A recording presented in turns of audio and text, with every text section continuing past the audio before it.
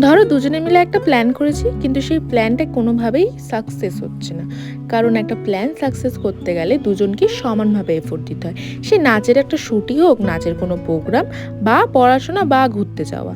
আমি শুধু বলে দিলাম আর তারপর কোনো খোঁজ খবর নেই, সেটা কি কখনো হয়? একটা কাজ করতে গেলে কিন্তু অনেকটা ভাবতে হয়, অনেকটা সময় দিতে হয়, তবে গিয়েই কিন্তু একটা ভালো কাজ আমরা করতে পারি।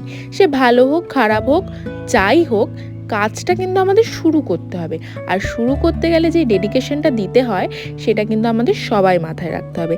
এই যেমন সন্ধ্যে 7টার সময় চলে এসেছে শ্যুটের কিছু প্রিপারেশন করতে, আর করতে ডান্সের কিছু রিহার্সাল। ভেবে দেখেছো, ডেডিকেশন কিন্তু এটাকেই বলে। আমরা কোনো কিছু করব বলে দিলেই কিন্তু হয় না, সেটার জন্য পুরোপুরি আমাদের ডেডিকেশন দিতে হবে, তবে গিয়ে হয়তো কিছু আমরা করতে পারবো। তা আজকের জন্য এটুখানি। ভালো লাগলে সাবস্ক্রাইব করে দিও। টাটা।